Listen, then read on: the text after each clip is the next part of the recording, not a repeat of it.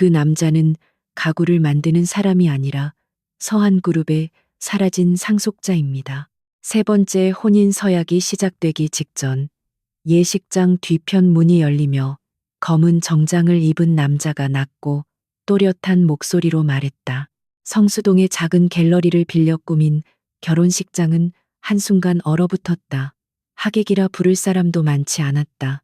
흰 천을 덮은 긴 테이블, 직접 만든 나무 의자 20개, 들꽃 몇 송이, 그리고 강도윤이 밤새 깎아 만든 작은 원목 반지가 전부였다. 한설인의 이모는 입꼬리를 비틀며 내가 뭐랬니? 목수랑 결혼하면 이런 꼴 난다고 했지라고 속삭였고 사촌 언니 채유는 들으라는 듯 그래도 결혼식에 변호사까지 오네. 빚 독촉하러 온 건가라며 웃었다. 설인의 계부는 얼굴을 굳히고 한설인 네가 또 무슨 사고를 친 거냐고 낮게 물었다. 설인은 대답하지 못했다. 그녀 옆에 서 있던 도윤의 손이 아주 짧게 떨렸기 때문이다. 도윤은 평소처럼 무표정했지만 설인은 그의 손등 위로 파랗게 선 핏줄을 보았다. 검은 정장의 남자는 천천히 앞으로 걸어오며 다시 말했다. 저는 서한그룹 법무팀의 윤현석입니다. 강도윤 씨, 아니 강희준 도련님을 모시러 왔습니다. 그 순간 도윤은 설인의 손을 놓았다. 그것이 설인에게는 어떤 폭로보다 더 차갑게 느껴졌다. 예식 진행자가 당황해 마이크를 끄려 했지만 이미 늦었다. 작은 예식장 안의 웅성거림은 파도처럼 커졌다. 누군가는 휴대전화를 들어 올렸고 누군가는 서한그룹이라는 이름을 듣자마자 자리에서 반쯤 일어났다. 서한은 서울에서 호텔, 건설, 유통을 쥔 오래된 재벌가였다. 그런 이름이 이 초라한 결혼식장에 떨어질 이유는 없었다. 설인의 어머니는 처음으로 도윤을 똑바로 보았다. 조금 전까지만 해도 그녀는 딸에게 네가 끝내 이런 남자를 고르면 우리 집안 얼굴에 먹칠하는 거야 라고 말했었다. 그런데 이제 그녀의 눈빛에는 경멸보다 계산이 먼저 떠올랐다. 도윤 씨, 저 사람이 무슨 말을 하는 거예요? 상속자라니요. 설명해봐요. 설인이 겨우 입을 열자 도윤은 그녀를 보지 않았다. 그는 변호사를 향해 한 걸음 다가서며 낮게 말했다. 사람 잘못 보셨습니다. 저는 강도윤입니다. 가구 만드는 사람이고 오늘은 결혼하러 온 사람입니다.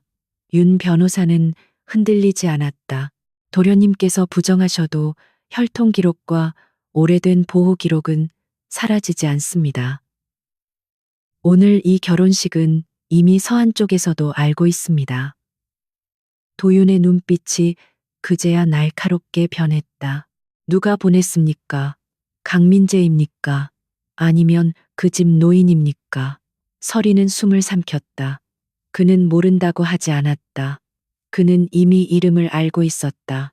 설인이 도윤을 처음 만난 것은 6달 전 아버지가 남긴 낡은 목공소에서였다. 그 목공소는 재개발 구역 끝에 버려지다시피 남아 있었고 설이는 계부의 빚 때문에 그곳마저 팔라는 압박을 받고 있었다. 도윤은 말이 적은 사람이었다. 그는 처음 찾아온 날 오래된 작업대 위에 손을 얹고 한참 침묵하다가 이 나무는 쉽게 버릴 물건이 아닙니다. 오래 버틴 나무는 사람보다 기억력이 좋거든요. 라고 말했다. 설이는 그 말이 이상하게 마음에 남았다. 그는 비싼 옷도 번듯한 차도 없었다. 매일 같은 작업복을 입었고 손끝에는 작은 상처가 많았다.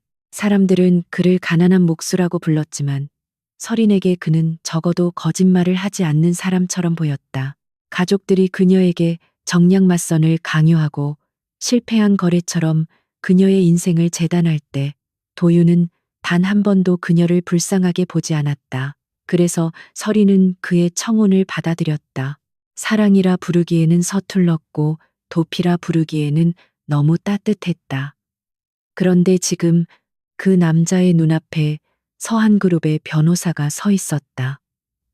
설이는 자신이 결혼하려던 사람이 누구인지, 그동안 무엇을 믿어왔는지 알 수 없었다. 윤 변호사는 품 안에서 오래된 봉투 하나를 꺼냈다. 봉투에는 서한그룹의 현재 로고가 아닌 훨씬 오래된 문양이 찍혀 있었다. 도윤은 그것을 보는 순간 표정이 굳었다. 서리는 그 문양이 낯설지 않다고 느꼈다. 도윤이 직접 깎아준 나무 반지 안쪽에도 비슷한 선이 새겨져 있었다. 단순한 장식이라고 생각했던 모양이었다. 그녀가 무의식적으로 손가락을 감싸 쥐자 윤 변호사의 시선이 그쪽으로 향했다. 그 반지 도련님이 직접 만드신 겁니까? 도윤은 대답하지 않았다.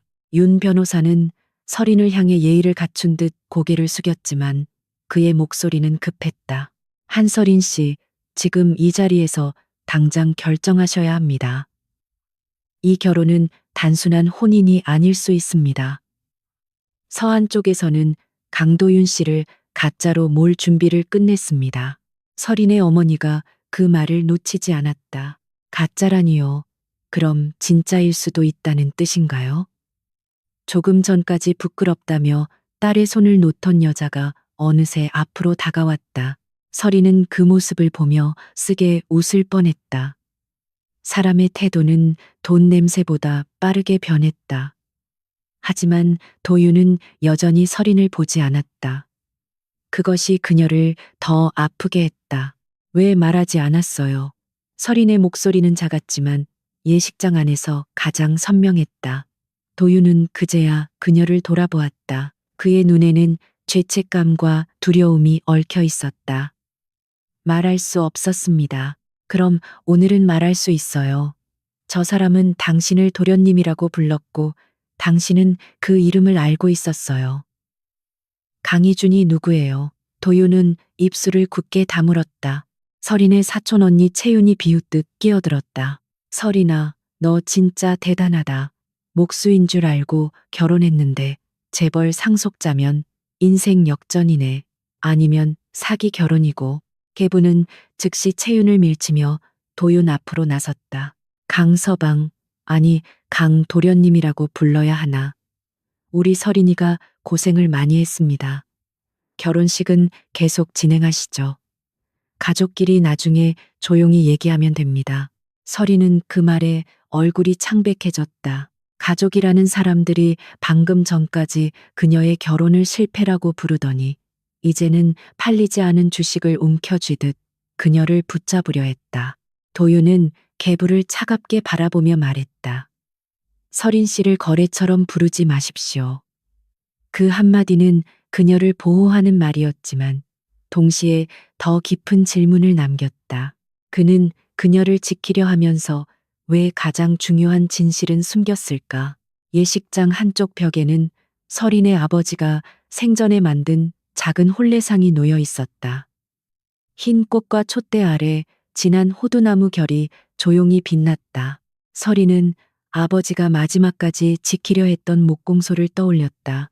계부는 그 목공소를 낡은 창고라고 불렀고 어머니는 죽은 사람 물건 붙잡고 살아봐야 아무 소용 없다고 했다.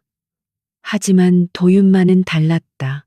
그는 그 혼례상을 보자마자 오래 손을 떼지 못했고 결혼식에 꼭 가져가자고 말했다. 그때 서린은 그가 자신의 아버지를 존중해 준다고 생각했다. 지금 생각하면 어쩌면 그는 처음부터 무엇인가를 알아본 것인지도 몰랐다.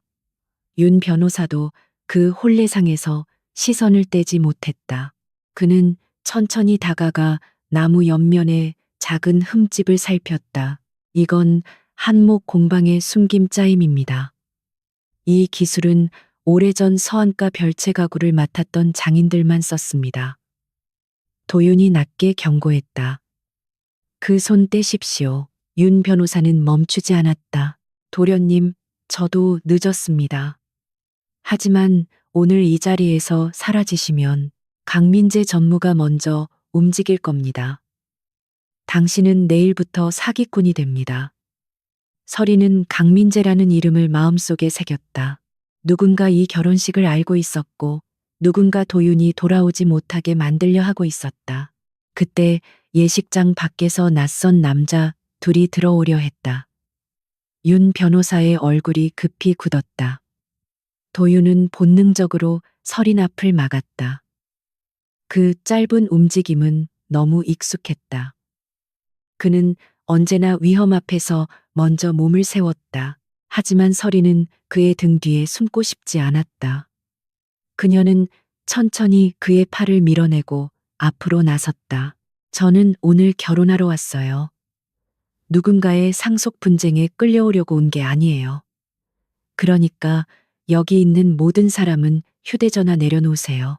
제 결혼식을 구경거리로 만들지 마세요. 그녀의 목소리는 떨렸지만 꺾이지 않았다. 하객 몇 명이 민망한 듯 휴대전화를 내렸다. 어머니가 낮게 말했다. 설이나 감정적으로 굴지 마. 지금은 내 인생이 바뀔 수도 있는 순간이야. 설이는 어머니를 바라보며 처음으로 차갑게 대답했다. 제 인생은 아까부터 계속 바뀌고 있었어요. 엄마가 부끄럽다고 말한 순간에도, 이 사람이 손을 놓은 순간에도요. 도윤의 얼굴이 굳었다. 그에게 가장 아픈 말이었음을 설인도 알았다. 하지만 멈출 수 없었다. 그녀는 더 이상 침묵으로 자신을 지킬 수 없었다. 윤 변호사는 설인에게 낮은 목소리로 말했다. 한설인 씨, 죄송합니다. 하지만 강도윤 씨를 지키려면 지금 이 장소를 벗어나야 합니다. 이 결혼식은 이미 누군가에게 미끼가 됐습니다. 설인은 웃지 않았다. 누구에게요? 서한그룹의 차기 승계자로 거론되는 강민재 전무입니다.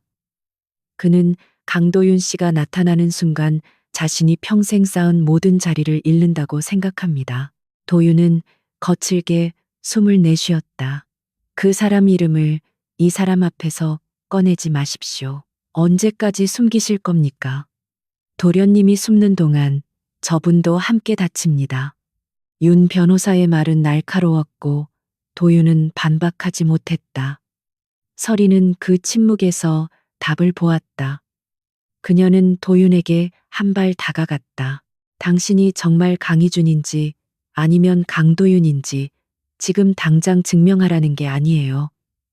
하지만 하나만 말해요. 나와 결혼하려던 이유도 거짓이었어요? 도윤의 눈이 흔들렸다. 그는 한참 뒤에야 대답했다. 그건 아닙니다.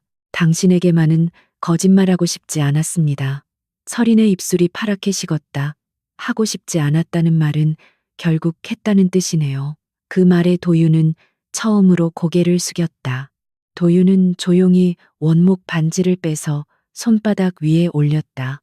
이 문양은 제가 기억하지 못하는 집의 표시입니다. 어릴 때부터 이 모양만 보면 몸이 먼저 반응했습니다. 저를 키워준 아버지는 제가 누구였는지 끝까지 말하지 않았습니다. 다만 어느 날 진짜 이름을 찾게 되더라도 먼저 사람이 되라고 했습니다. 그래서 저는 목수가 됐습니다. 손으로 만든 것만은 거짓말을 못하니까요. 그의 고백은 완전하지 않았다. 하지만 설이는 그 안에서 오랫동안 닫혀있던 방의 문틈을 보았다. 그는 자신이 상속자인 줄 알고 숨은 남자가 아니라 자신이 누구인지 두려워하며 살아온 사람이었다. 그러나 상처를 이해하는 것과 속임을 용서하는 것은 달랐다. 설이는 반지를 바라보다가 천천히 손을 뺐다. 오늘 결혼식은 여기서 멈출게요. 예식장 안이 다시 술렁였다. 계부가 급히 설이나 미쳤니? 지금 멈추면 우리가 손해를 본다고 말했지만 설이는 그를 보지도 않았다. 그녀는 도윤에게만 말했다. 당신이 나를 지키고 싶었다면 내게 선택할 권리도 줬어야 해요. 도윤의 눈빛이 무너졌다. 그 순간 윤 변호사가 다시 혼례상 쪽을 보며 낮게 중얼거렸다. 선택은 아직 끝나지 않았습니다. 저 상 안에 어쩌면 도련님을 살릴 마지막 증거가 있을지도 모릅니다. 설이는 멈춰 섰다. 혼례상 안에 증거가 있다는 말은 단순한 추측처럼 들리지 않았다. 아버지가 돌아가시기 전 설인에게 몇 번이나 말했던 문장이 떠올랐다. 낡은 나무는 버리지 마라. 언젠가 네가 사람을 알아보는 눈이 생기면 그때 열어라. 그때 그녀는 아버지가 목공소를 지키라는 뜻으로 한 말이라고만 생각했다. 그런데 윤 변호사의 시선, 도윤의 흔들리는 얼굴, 반지 안쪽 문양, 그리고 아버지가 끝내 팔지 못하게 했던 혼례상이 한 줄로 이어지는 느낌이 들었다. 서리는 손끝이 차가워지는 것을 느끼며 혼례상 앞으로 다가갔다. 도윤이 그녀를 말리려 했지만 그녀는 돌아보지 않았다. 더 숨길 게 있으면 지금 말해요. 이 상이 당신과 관련 있는 거라면 내 아버지도 이 일에 관련 있었다는 뜻이니까. 도윤은 대답하지 못했다. 그의 침묵이 또 하나의 대답이 되었다. 서리는 눈을 감았다 뜨고 아버지가 남긴 나무결 위에 손을 얹었다. 결혼식은 끝났다. 하지만 그녀의 인생에서 가장 잔인한 서약은 이제 막 시작되고 있었다. 서리는 결혼식장을 빠져나오면서도 뒤돌아보지 않았다. 흰 웨딩드레스 자락이 성수동 좁은 골목의 먼지를 쓸고 지나갔고 사람들은 문 앞에 서서 그녀를 붙잡지도 못한 채 수군거렸다. 어머니가 한서린 지금 어디 가는 거야? 네가 지금 뭘 버리고 가는지 알아라고 소리쳤지만 서리는 걸음을 멈추지 않았다. 조금 전까지만 해도 자신을 부끄럽다 말하던 사람이 이제 와서 그녀의 선택을 집안의 기회처럼 부르는 것이 견딜 수 없었다. 도윤은 몇 걸음 뒤에서 따라오고 있었다. 그는 늘 그랬듯 조용했지만 오늘의 침묵은 서린에게 칼처럼 느껴졌다. 따라오지 마요라고 그녀가 낮게 말하자 도윤은 멈추었다. 그러나 완전히 돌아서지도 않았다. 그 드레스 입고 혼자 갈 곳이 없습니다. 그의 말은 걱정이었지만 서리는 차갑게 웃었다. 당신이 내게 알려준 게 하나도 없다는 뜻이겠죠. 나는 원래 갈 곳이 없는 사람처럼 살았으니까. 도윤의 눈빛이 흔들렸지만 그는 또다시 제대로 붙잡지 못했다. 서리는 택시를 잡아타고 아버지의 목공소 주소를 말했다. 그 순간 그녀는 신부도 누군가의 아내도 아니었다. 진실을 모른 채 결혼식장 한가운데 세워졌던 사람일 뿐이었다. 목공소는 늦은 오후의 빛 속에서 더 낡아 보였다. 간판의 글자는 반쯤 벗겨졌고 창문 안쪽에는 오래된 톱밥 냄새가 가라앉아 있었다. 서리는 드레스 자락을 한 손으로 움켜쥐고 문을 열었다. 오래 잠긴 경첩이 낮게 울었다. 이곳은 그녀가 어릴 때 아버지의 등을 가장 많이 보았던 장소였다. 아버지는 말수가 적었고 세상에 잘 맞지 않는 사람이었다. 그러나 나무 앞에서는 누구보다 정확했다. 그는 늘 좋은 나무는 상처를 숨기지 않는다. 오히려 그 결을 따라 단단해진다고 했다. 서리는 그 말을 좋아했지만 자신에게는 적용하지 못했다. 가족에게 상처받을 때마다 그녀는 결을 드러내는 대신 더 조용히 숨었다. 오늘도 처음에는 그럴 생각이었다. 도윤에게 묻고 싶은 말이 수십 개였지만 묻는 순간 버림받을까봐 두려웠다. 그런데 그가 먼저 손을 놓았다. 서리는 작업대 앞에 주저앉아 손가락의 원목 반지를 바라보았다. 안쪽에 새겨진 낯선 문양은 더 이상 단순한 장식이 아니었다. 그녀는 반지를 빼려다가 멈췄다. 미움보다 먼저 떠오른 것은 그가 이 작은 반지를 만들며 얼마나 오래 망설였을까 하는 생각이었다. 해가 기울 무렵 목공소 문 밖에 차가 멈추는 소리가 났다. 서리는 도윤일 거라고 생각했지만 먼저 들어온 사람은 어머니와 계부 그리고 사촌 언니 채윤이었다. 어머니는 결혼식장에서와는 전혀 다른 얼굴을 하고 있었다. 분노는 얇게 덮여 있었고 그 밑에는 계산이 움직였다. 서리나, 일단 집으로 가자. 이런 곳에서 울고 있을 때가 아니야. 네 남편이 정말 서한 쪽 사람이라면 우리가 먼저 입장을 정리해야 해. 서리는 천천히 일어섰다. 우리라뇨. 엄마는 오늘 내 결혼식에 축의금도 아깝다고 했잖아요. 채윤이 팔짱을 끼며 비웃었다. 감정적으로 굴지 마. 너 혼자 잘나서 그런 남자 만난 줄 알아. 집안이 뒤에서 버텨주니까 그나마 결혼식이라도 한 거야. 계부는 더 노골적이었다. 강도윤에게 연락해. 그 사람이 진짜 상속자면 서한과 연결될 길이 열린 거고 가짜라면 빨리 끊어야 해. 우리 이름까지 같이 망가질 수 있어. 서리는 그 말에서 한 번 더 무너졌다. 그들에게 그녀는 딸도 조카도 아니었다. 손해를 막거나 이익을 끌어올리는 서류 같은 존재였다. 제 결혼은 투자 계약이 아니에요. 라고 서린이 말하자 계부의 얼굴이 굳었다. 네가 뭘 안다고 큰 소리야. 그 남자가 널 속인 건데도 아직 편드는 거냐. 서린은 대답하지 않았다. 편드는 것이 아니었다. 다만 자신을 모욕했던 사람들이 갑자기 정의로운 보호자처럼 구는 꼴을 믿을 수 없었을 뿐이다. 그때 도윤이 목공소 문 앞에 나타났다. 그는 예식장에서 입었던 짙은 정장을 그대로 입고 있었지만 넥타이는 풀려 있었다. 채윤의 눈빛이 먼저 달라졌다. 조금 전까지 가난한 목수라고 비웃던 사람이 이제는 불확실한 재벌가의 피를 가진 남자로 보이기 시작한 것이다. 어머니도 한 걸음 다가서며 억지로 부드러운 목소리를 냈다. 도윤 씨, 오늘은 너무 놀랐어요. 그래도 우리는 가족이 될 사람들이잖아요. 서린이가 어려서 감정적으로 굴어도 이해해 주세요. 도윤은 그들을 지나쳐 서린만 바라보았다. 잠깐 둘이 이야기할 수 있습니까? 계부가 끼어들었다. 그 전에 우리도 알아야 할 게 있습니다. 서한그룹과 어떤 관계인지, 결혼 후 서린이 위치가 어떻게 되는지, 만약 상속권이 인정되면 우리 집안과의 관계는 어떻게 정리되는지. 도윤의 얼굴이 차갑게 굳었다. 한서린 씨는 누구의 지분도 아닙니다. 계부가 불쾌하게 웃었다. 젊은 사람이 말을 예쁘게 하네. 그런데 결혼은 개인 감정만으로 되는 게 아니야. 특히 재벌가 문제라면 더더욱. 도윤은 한 발 앞으로 나서며 낮게 말했다. 저는 아직 그 집 사람이라고 말한 적 없습니다. 그리고 설령 그렇다 해도 당신들에게 줄 것은 없습니다. 목공소 안이 조용해졌다. 그 말은 서린을 보호하기 위한 것이었지만 동시에 그녀의 가족을 완전히 적으로 돌리는 선언이었다. 어머니는 상처받은 척 얼굴을 굳혔다. 서린아, 들었지?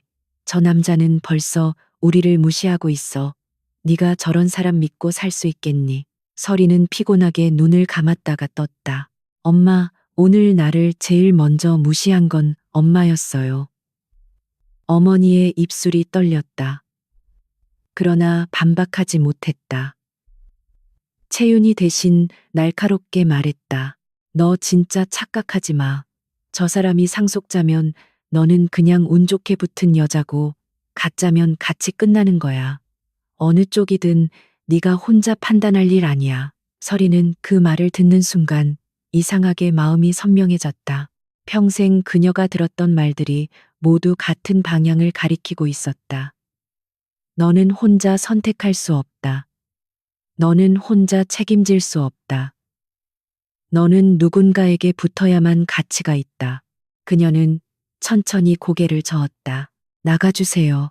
이 목공소는 아버지가 내게 남긴 곳이고 오늘은 아무도 여기서 나를 대신 결정하지 못해요. 계부가 분노해 손을 들듯 움직였고 도윤이 즉시 서린 앞을 막았다. 하지만 이번에는 서린이 먼저 그의 팔을 잡아내렸다. 괜찮아요. 내가 말할 수 있어요. 도윤은 그녀를 보았다. 그 짧은 순간 두 사람 사이에 처음과 다른 침묵이 놓였다. 보호받는 침묵이 아니라 서린이 스스로 서는 침묵이었다. 가족들이 문을 세게 닫고 나간 뒤 목공소에는 톱밥 냄새와 숨막히는 정적만 남았다. 서린은 작업대 가장자리에 기대 서 있었고 도윤은 조금 떨어진 곳에 서 있었다. 가까이 다가오고 싶어 하면서도 그럴 자격이 없다고 생각하는 사람처럼 서린이 먼저 말했다. 강희준이라는 이름, 정말 당신 이름이에요? 도윤은 한참 후 고개를 저었다. 모릅니다. 정확히는 기억하지 못합니다. 5살 이전의 기억은 조각뿐입니다. 큰 집, 차가운 손, 비 오는 밤, 그리고 누군가 제 입을 막고 울지 말라고 했던 기억. 서리는 숨을 멈추었다. 도윤은 계속했다. 저를 키워준 사람은 강태식이라는 목수였습니다. 저는 그분의 아들로 살았습니다. 그분은 죽기 전까지 제게 진짜 이름을 말하지 않았습니다. 다만 서한이라는 이름에 가까이 가지 말라고 했습니다. 그런데 왜 내 목공소에 왔어요? 도윤은 작업대를 바라보았다. 강태식 아버지가 돌아가시기 전에 남긴 수첩에 이 목공소 이름이 있었습니다. 그리고 한 줄이 적혀 있었습니다. 한목 공방의 마지막 혼례상을 찾으라고. 서린의 손끝이 차가워졌다. 그녀의 아버지와 도윤의 양아버지가 연결되어 있었다. 우연이라고 하기에는 너무 정교했다. 서린은 혼례상이 놓인 안쪽 방으로 걸어갔다. 예식장에서 급히 옮겨온 탓에 흰천은 한쪽이 구겨져 있었고 촌농이 나무결 위에 조금 굳어 있었다. 도윤은 다가오지 못하고 문가에 섰다. 처음부터 알고 있었어요. 내 아버지 물건 안에 뭔가 있을 수도 있다는 걸. 서린의 목소리는 차분했지만 그 안에는 분노가 가라앉아 있었다. 도윤은 거짓말하지 않았다. 의심했습니다. 그래서 나와 결혼했어요? 그 질문은 목공소 안의 모든 공기를 멈추게 했다.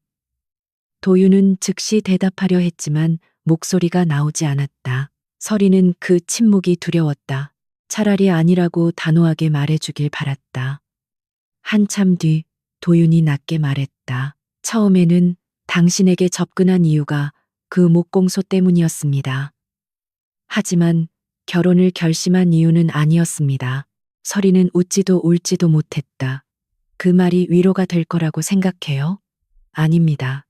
변명도 아닙니다. 도윤의 얼굴에는 처음 보는 무력함이 있었다. 당신이 목공소를 팔지 않으려고 버티는 걸 봤습니다. 가족에게 짓밟히면서도 아버지가 남긴 것을 지키는 걸 봤습니다. 그래서 말하지 못했습니다. 내가 찾는 진실 때문에 당신의 마지막 집까지 흔들릴까봐. 서리는 눈을 감았다. 그의 두려움은 이해할 수 있었다. 그러나 그녀에게 선택권을 주지 않은 것은 여전히 상처였다. 그날 밤 두 사람은 혼례상을 열어보기로 했다. 정확히는 서린이 그렇게 결정했고 도윤은 그녀의 허락 없이는 손대지 않겠다고 약속했다. 서린은 아버지가 쓰던 작은 공구함을 꺼냈다. 오래된 끌, 얇은 나무 망치, 손잡이가 다른 송곳이 가지런히 놓여 있었다. 그녀는 어릴 때 아버지가 작업하는 모습을 수없이 보았지만 직접 숨김짜임을 풀어본 적은 없었다. 도윤은 옆에서 조용히 설명했다. 이런 짜임은 억지로 열면 부서집니다. 결을 따라 압력을 줘야 합니다. 만든 사람이 10사람을 정해둔 것처럼. 서리는 그 말을 들으며 문득 아버지의 마지막 말을 떠올렸다. 언젠가 네가 사람을 알아보는 눈이 생기면 그때 열어라. 그녀는 혼례상 아래쪽을 손끝으로 더듬었다. 매끄러운 면 사이에 아주 미세하게 다른 결이 있었다. 그 순간 밖에서 휴대전화가 울렸다. 도윤의 것이었다. 화면에는 모르는 번호가 떠 있었지만 도윤의 얼굴이 굳었다. 그는 전화를 받지 않으려 했으나 서린이 말했다. 받아요. 더는 모르는 척하지 마요. 도윤은 통화 버튼을 눌렀다. 수화기 너머로 남자의 여유로운 목소리가 흘러나왔다. 결혼식은 잘 끝났나? 도윤 씨. 아니, 이제 뭐라고 불러야 하지? 죽은 사촌 동생이라고 불러야 하나? 도윤의 손이 단단히 굳었다. 서리는 그 목소리의 주인을 알지 못했지만 이름은 알 수 있었다. 강민재.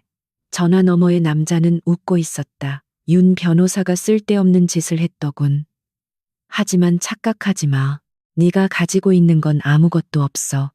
기억도 없고 법적 기록도 없고 네 옆에 신부는 네가 접근한 목공소 주인의 딸일 뿐이지. 그 여자도 곧 알게 될 거야. 네가 순수한 남편이 아니라는 걸. 서리는 통화를 듣는 동안 얼굴이 창백해졌지만 물러서지 않았다. 도윤은 이를 악물고 말했다. 서린 씨를 건드리지 마십시오. 민재의 목소리가 낮아졌다. 그럼 돌아오지 마. 서한 이름 근처에도 오지 마. 네가 계속 움직이면 그 여자의 아버지가 숨겼던 것까지 내가 먼저 찾을 거야. 전화가 끊겼다. 목공소 안에 긴 정적이 떨어졌다. 도윤은 서린을 보지 못했다. 그러나 서린은 이미 혼례상 아래 숨은 결에 손을 대고 있었다. 그녀는 천천히 말했다. 방금 그 사람이 먼저 찾겠다고 했죠. 그럼 여기 뭔가 있다는 뜻이네요. 도윤이 고개를 들었다. 서린의 손끝이 작은 틈을 눌렀고 오래 닫혀 있던 나무가 낮은 소리를 내며 아주 조금 밀려 나왔다. 작은 서랍처럼 보이는 공간은 완전히 열리지 않았다. 그러나 그 틈 사이로 낡은 종이 냄새와 함께 아주 오래된 붉은 천 조각이 보였다. 서리는 숨을 삼켰다. 도윤은 본능적으로 다가오려 했지만 멈췄다. 방금 전 약속 때문이었다. 서리는 그가 멈춘 것을 보았다. 그 작은 멈춤이 이상하게 그녀의 마음을 흔들었다. 그는 적어도 이제 그녀의 선택을 빼앗지 않으려 하고 있었다. 서리는 조심스럽게 서랍을 더 밀었다. 안에는 붉은 천에 쌓인 작은 물건, 그리고 아버지의 글씨로 보이는 짧은 문장이 적힌 쪽지가 있었다. 서리는 떨리는 손으로 쪽지를 펼쳤다. 거기에는 이렇게 적혀 있었다. 이 아이가 돌아오면 혼자 보내지 마라. 그녀는 그 문장을 한 번, 두 번 읽었다. 아이, 돌아오면 혼자 보내지 마라. 도윤의 얼굴에서 핏기가 사라졌다. 서리는 붉은 천을 풀었다. 안쪽에는 오래된 나무 손목 장식 하나와 희미하게 다른 금속 도장이 들어 있었다. 도장 밑면에는 선명하지 않지만 분명한 글자가 새겨져 있었다. 서한. 그 순간 서리는 깨달았다. 자신의 결혼식은 망가진 것이 아니었다. 오래전 누군가가 숨겨둔 문이 하필 오늘 열리기 시작한 것이었다. 다음 날 아침 서리는 목공소 바닥에서 잠에서 깼다. 웨딩드레스는 한쪽 의자에 걸려 있었고 그녀는 아버지의 낡은 작업복을 걸친 채 작업대 옆에 기대 있었다. 밤새 열어둔 혼례상 서랍에서는 오래된 나무 손목 장식과 금속 도장이 희미한 빛을 받고 있었다. 도윤은 그녀와 조금 떨어진 곳에서 앉은 채 잠들어 있었다. 그는 끝까지 눕지 않았다. 마치 자신이 편히 잠들 자격이 없다고 믿는 사람처럼 한 손은 주머니 속 휴대전화 가까이에 두고 다른 손은 서린에게서 멀리 떨어진 바닥에 놓여 있었다. 서린은 그 모습을 보며 마음이 복잡해졌다. 그를 미워해야 하는데 그가 밤새 그녀를 등지지 못했다는 사실도 보였다. 그때 휴대전화 알림이 연달아 울렸다. 화면에는 낯선 기사 제목들이 줄줄이 떠올랐다. 서한그룹 상속자 사칭 의혹, 성수동 목수, 재벌가 잃어버린 아들 행세, 결혼식장에 나타난 법무팀, 내부 분쟁으로 번지나 서리는 손끝이 차가워졌다. 강민재는 기다리지 않았다. 그는 이미 도윤에게 가짜라는 낙인을 찍기 시작했다. 도윤도 알림소리에 눈을 떴다. 그는 기사를 확인하자마자 얼굴에서 모든 감정을 지웠다. 그러나 서리는 그의 무표정이 무너지지 않으려는 필사적인 버팀이라는 것을 알아차렸다. 당신이 말한 그 사람이에요? 서린이 물었다. 도윤은 고개를 끄덕였다. 강민재 전무가 흘린 겁니다. 직접 이름을 올리지는 않았겠지만 서한 내부에서 확인되지 않은 인물이 접근했다는 식으로 만들었을 겁니다. 서리는 기사를 더 내려보다가 자신의 이름이 함께 언급된 문장을 발행리회 돈 1원 이외 결혼 상대는 재개발 지역 목공소 소유주의 딸로 확인됐다. 그녀는 웃음도 나오지 않았다. 어제까지 아무도 관심 없던 자신의 인생이 하루아침에 기사 속 배경이 되어 있었다. 나는 왜 들어가 있어요? 당신 문제잖아요. 그 말이 나온 순간 서리는 스스로도 놀랐다. 상처가 먼저 말을 밀어낸 것이었다. 도윤은 조용히 받아들였다. 그래서 제가 떠나야 합니다. 서리는 그를 바라보았다. 또 내 대신 결정하겠다는 거예요? 이번에는 다릅니다. 이 싸움은 오래전부터 제 주변 사람들을 다치게 했습니다. 강태식 아버지도 아마 당신 아버지도. 도윤은 금속 도장을 보며 낮게 말했다. 당신까지 끌어들이고 싶지 않습니다. 서리는 차갑게 대답했다. 이미 끌어들였어요. 그러니 이제 와서 혼자 고귀하게 사라지는 척하지 마요. 윤현석 변호사는 오전 10시가 조금 넘어 목공소에 도착했다. 그는 밤새 잠을 자지 못한 얼굴이었지만 옷차림만은 흐트러지지 않았다. 도장을 본 그는 오래 숨을 멈추었다가 조심스럽게 말했다. 이건 서한가의 옛 인감 중 하나입니다. 현재 법적 효력이 남아있다고 단정할 수는 없지만 이 물건이 진짜라면 도련님의 존재를 부정하기는 어려워집니다. 서리는 그의 말투에서 망설임을 들었다. 어렵다는 건 충분하지 않다는 뜻이죠. 윤 변호사는 솔직하게 고개를 숙였다. 네, 혈연 확인은 별도로 필요하고 더 중요한 건 이 도장이 왜 한목공방에 있었는지 설명할 기록입니다. 강민재 전무 쪽에서는 이미 도윤 씨가 오래전부터 상속 분쟁을 노리고 접근했다고 주장할 겁니다. 도윤은 무표정하게 물었다. 당신은 어디까지 알고 있었습니까? 윤 변호사의 눈빛이 흔들렸다. 20년 전 사고 기록을 다시 검토하다가 이상한 점을 발견했습니다. 사망 처리된 아이의 시신 확인 과정이 비정상적으로 빠르게 끝났고 당시 별채가구 납품 명단에 강태식 씨와 한목공방 이름이 같이 있었습니다. 그래서 결혼식장에 간 겁니다. 서리는 그의 말을 듣다가 천천히 끼어들었다. 그럼 당신도 우리 아버지가 뭔가를 숨겼다는 걸 알고 있었네요. 윤 변호사는 대답하지 못했다. 침묵은 또 한 번 진실보다 무거웠다. 그날 오후 서린의 가족은 다시 목공소에 찾아오지 않았다. 대신 변호사를 붙인다는 메시지와 함께 한 장의 문서 사진을 보내왔다. 혼인 무효 또는 혼인 취소 가능성 검토 요청서. 어머니의 메시지는 짧았다. 지금이라도 빠져나와라. 네가 저 남자의 거짓말에 이용당했다는 식으로 정리하면 된다. 채유는 더 노골적이었다. 너 혼자 의리 지키다 같이 사기꾼 되는 거야. 내 아버지 목공소까지 털리기 전에 정신 차려. 서리는 메시지를 오래 바라보다가 휴대전화를 내려놓았다. 분노보다 더 깊은 피로가 밀려왔다. 가족들은 그녀를 걱정하는 척했지만 사실은 자신들의 이름이 기사에 오를까 두려워하고 있었다. 도윤은 문서를 보자마자 얼굴이 굳었다. 그들이 당신을 압박할 겁니다. 늘 그랬어요. 서리는 건조하게 말했다. 다만 이번에는 이유가 바뀌었을 뿐이죠. 전에는 내가 가난한 남자를 선택해서 부끄럽다고 했고, 지금은 내가 가짜 상속자를 선택해서 위험하다고 해요. 도윤은 고개를 들지 못했다. 서리는 그에게 묻고 싶었다. 당신은 나를 뭐라고 생각했느냐고.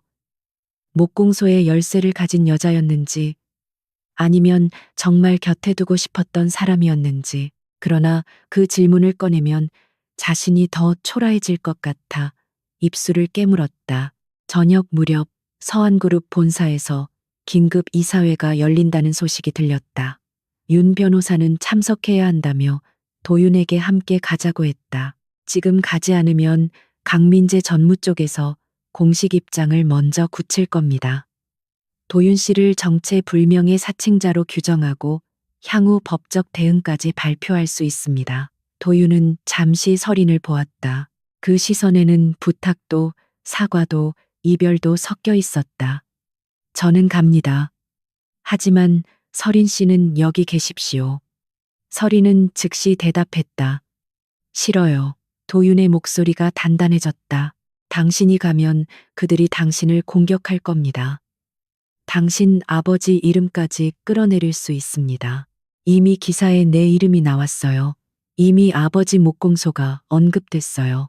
당신이 나를 두고 가면 그들이 나를 덜 공격할 것 같아요? 도윤은 말을 잃었다. 윤 변호사가 조심스럽게 말했다. 한서린 씨, 지금은 증거를 더 정리하는 게 좋습니다. 직접 나서기엔 위험합니다. 서리는 그를 바라보며 말했다. 위험한 일은 늘 남자들이 결정하고 여자들은 안전하라는 이름으로 뒤에 남겨지죠. 그런데 뒤에 남겨진 사람도 다칩니다. 그녀의 말에 도윤의 얼굴이 깊이 흔들렸다. 그는 결국 고개를 저었다. 그래도 오늘은 안 됩니다. 제발 이번 한 번만 제 말을 들어주십시오. 그 제발이라는 말이 너무 낮고 간절해서 서리는 더 화를 낼 수 없었다. 도윤이 윤 변호사와 떠난 뒤 목공소는 갑자기 넓고 차가워졌다. 서리는 홀레상 앞에 앉아 작은 손목 장식을 다시 살폈다. 매끈하게 다른 나무 안쪽에는 희미한 흠집이 있었다. 처음에는 상처처럼 보였지만 빛을 비스듬히 비추자 글자처럼 보였다. 준, 단 한 글자였다. 강희준의 준일까. 서리는 손목 장식을 손에 쥔 채 오래 멈춰 있었다. 그러다 문득 도윤의 왼쪽 손목을 떠올렸다. 그는 늘 시계나 소매로 손목 안쪽을 가렸다. 결혼식 준비를 하며 반지를 만들 때 한 번 그의 소매가 올라간 적이 있었다. 그곳에는 오래된 자국이 있었다. 얇은 나무가 오래 눌렀던 듯한 둥근 흔적. 서리는 숨이 막혔다. 이것은 단순한 유물이 아니었다. 누군가가 아이의 몸에 남긴 시간이었다. 그녀는 급히 아버지의 공구함을 뒤졌다. 오래된 천아래에서 작은 수첩 하나가 나왔다. 아버지의 글씨였다. 대부분은 납품 날짜와 목재 종류였지만 마지막 장에는 다른 필체로 보이는 문장이 끼워져 있었다. 아이는 이름을 잃어도 결은 남는다. 서리는 그 문장을 읽는 순간 아버지가 단순히 물건을 숨긴 것이 아니라 누군가의 생명을 지키고 있었다는 것을 느꼈다. 그때 목공소 문이 열리고 채윤이 들어왔다. 그녀는 혼자가 아니었다. 계부 쪽 사람으로 보이는 중년 남자와 함께였다. 서리는 본능적으로 수첩을 등 뒤로 숨겼다. 채윤은 눈치 빠르게 그 움직임을 보았다. 뭐 숨겨? 나가. 서린의 목소리는 낮았다. 채윤은 웃으며 안으로 들어왔다. 너 아직도 상황 파악 못하네. 지금 네가 잡고 있는 그 낡은 목공소 때문에 우리 집까지 망하게 생겼어. 기자들이 엄마한테 전화하고 아빠 거래처에서도 묻고 난리야. 서리는 차갑게 말했다. 그러니까 내 결혼은 너희랑 상관없다고 했잖아. 채윤의 얼굴에서 웃음이 사라졌다. 상관없지 않게 만든 건 너야. 네가 가난한 척하는 남자랑 결혼하겠다고 우겼고 그 남자가 알고 보니 사기꾼인지 상속자인지 모를 폭탄이었잖아. 그녀는 홀레상으로 시선을 돌렸다. 그 안에 뭐가 있어? 기사 보니까 서한 옛 물건 어쩌고 나오던데. 네가 그걸 가지고 있으면 위험해. 우리한테 넘겨. 변호사가 정리해 줄 거야. 서리는 수첩을 꽉 쥐었다. 이제 분명해졌다.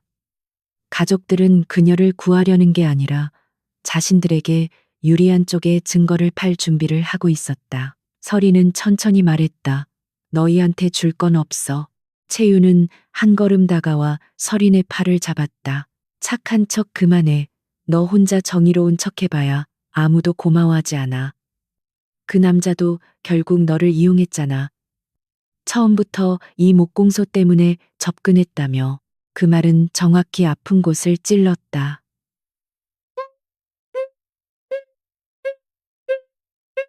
서린의 손에 힘이 풀릴 뻔했다. 채윤은 그것을 놓치지 않고 낮게 속삭였다. 너는 항상 그래. 누가 조금만 다정하게 굴면 진심이라고 믿고 그러다 버림받으면 혼자 상처받은 척하지. 이번에도 똑같아. 너는 그 사람 아내가 아니라 열쇠였어. 서린의 눈가가 붉어졌다. 그러나 이번에는 무너지지 않았다. 그녀는 채윤의 손을 힘껏 떼어냈다. 그래, 열쇠였을지도 몰라. 그런데 열쇠는 문을 여는 사람이 정하는 거야. 너희가 팔아넘길 물건이 아니고. 중년 남자가 홀레상 쪽으로 다가가자 서리는 작업대 위에 나무망치를 집어들었다. 한 발만 더 오면 신고할 거예요. 여기는 내 소유고 당신들은 허락 없이 들어왔어요. 채유는 믿을 수 없다는 듯 그녀를 보았다. 평생 고분고분하던 서린이 처음으로 진짜 분노를 드러냈기 때문이다. 잠시 뒤 채유는 이를 악물고 물러났다. 후회할 거야. 네가 지킨 진실이 결국 너를 버릴 테니까. 문이 닫힌 뒤에도 그 말은 오래 목공소 안에 남았다. 밤이 깊어질 무렵 도윤에게서 전화가 왔다. 서리는 한참 망설이다 받았다. 수화기 너머는 시끄러웠다. 낮은 남자들의 목소리, 엘리베이터 알림음, 멀리서 터지는 카메라 셔터 소리. 도윤의 목소리는 지쳐 있었다. 서린 씨, 괜찮습니까? 서리는 대답 대신 물었다. 당신은요? 잠시 침묵이 흘렀다. 그 짧은 침묵이 두 사람 사이에 남은 마음을 드러냈다. 도윤은 낮게 말했다. 이사회에서 제 접근을 공식적으로 문제 삼았습니다. 내일 오전 서한이 입장을 낼 겁니다. 저는 한동안 당신 곁에 있으면 안 됩니다. 서리는 눈을 감았다. 예상했지만 실제로 들으니 가슴이 내려앉았다. 또 떠나겠다는 말이네요. 당신을 보호하려는 겁니다. 그 말 이제 제일 싫어요. 도윤은 숨을 삼켰다. 미안합니다. 서리는 손목 장식을 바라보며 말했다. 당신 왼쪽 손목에 자국이 있죠. 이 나무 손목 장식 때문이에요. 전화 너머의 숨소리가 멈췄다. 도윤은 아주 오랫동안 아무 말도 하지 않았다. 그리고 겨우 말했다. 어떻게 알았습니까? 서리는 그 순간 눈물이 날 것 같았다. 이것은 증거였다. 동시에 그가 정말 잃어버린 아이였을지도 모른다는 가장 잔인한 확인이었다. 당신이 떠나면 나는 이걸 누구에게 보여줘야 해요. 그녀가 물었다. 도윤은 대답하지 못했다. 그날 밤 서리는 혼자 남아 아버지의 수첩을 끝까지 읽었다. 마지막 몇 장은 일부러 찢긴 듯 비어 있었지만 책등 안쪽에 아주 얇은 종이가 끼워져 있었다.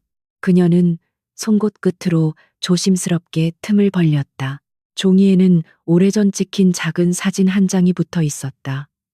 사진 속에는 5살쯤 되어 보이는 아이가 있었다. 아이는 낯선 어른의 품에 안겨 있었고 손목에는 방금 서린이 꺼낸 것과 같은 나무 손목 장식이 채워져 있었다. 사진의 절반은 물에 젖은 듯 번져 있었지만 아이의 눈매만은 이상하리만큼 선명했다. 도윤과 닮아 있었다. 아니, 도윤이었다. 서리는 사진 뒷면을 뒤집었다. 아버지의 글씨가 떨리듯 적혀 있었. 강태식이 아이를 데려간 밤 서한 별채에는 이미 죽은 아이의 이름표가 준비되어 있었다. 서리는 심장이 내려앉는 것을 느꼈다. 누군가는 아이를 죽은 사람으로 만들 준비를 미리 해두었다. 그 순간 목공소 밖에서 차 한 대가 천천히 멈추는 소리가 들렸다. 서리는 사진과 수첩을 품에 안고 불을 껐다. 창문 너머 검은 차 안에서 누군가가 이쪽을 보고 있었다.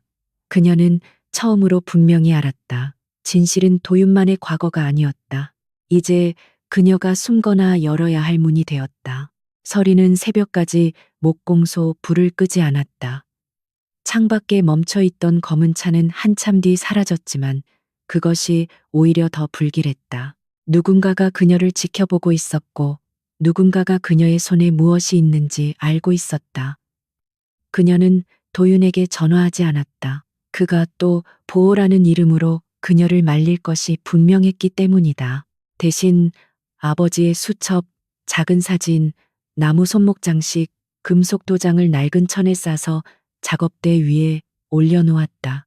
홀레상은 너무 무거워 혼자 옮기기 어려웠지만 서리는 주변 이웃에게 짧게 도움을 청했다. 어릴 때부터 목공소를 봐온 철물점 주인은 이유를 묻지 않고 작은 화물차를 빌려주었다. 그는 홀레상을 싣는 동안 낮게 말했다. 내 아버지가 이 상만은 절대 팔지 말라고 했지. 드디어 갈 대로 가는 모양이구나. 서리는 대답 대신 고개를 숙였다. 하얀 웨딩드레스 대신 검은 코트를 입은 그녀는 더 이상 버려진 신부처럼 보이지 않았다. 손끝은 떨렸지만 눈빛은 맑았다. 그녀는 아버지가 남긴 낡은 열쇠를 주머니에 넣으며 혼잣말처럼 말했다. 아버지, 오늘은 제가 열게요. 서한그룹 본사는 강남의 유리 건물 안에서 차갑게 빛나고 있었다. 로비에 들어서는 순간 서리는 자신이 얼마나 다른 세계에 발을 들였는지 실감했다. 대리석 바닥에는 그녀의 낡은 구두 소리가 너무 선명하게 울렸고 안내 데스크 직원들은 화물차에서 내려진 홀레상을 보며 당황한 얼굴을 숨기지 못했다. 곧 보안 직원들이 다가왔지만 서리는 물러서지 않았다. 법무팀 윤현석 변호사를 만나러 왔습니다. 그리고 강민재 전무에게도 전하세요. 한목공방 홀레상이 도착했다고요. 그 이름을 말하자 로비의 공기가 달라졌다. 누군가 급히 전화를 걸었고 몇 분 뒤 윤 변호사가 엘리베이터에서 거의 뛰어나오듯 내려왔다. 그는 서린과 홀레상을 번갈아 보며 얼굴이 굳었다. 한서린 씨, 여기 오시면 안 됩니다. 지금 이사회가 진행 중입니다. 서린은 차분히 대답했다. 그래서 왔습니다. 그들이 먼저 도윤 씨를 가짜로 만들기 전에 제가 먼저 진짜 질문을 하려고요.